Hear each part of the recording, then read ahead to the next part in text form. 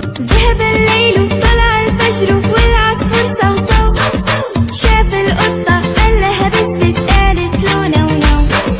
ذهب الليل وطلع الفجر والعصفور صوصو، شاف القطة قال لها بس بس قالت له نو نو.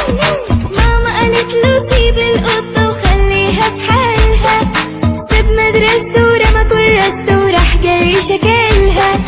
راحت القطة مخربشة ايده ولما مسك ديلها، وادي جزاء اللي ما يسمعش كلمة ماما تقول.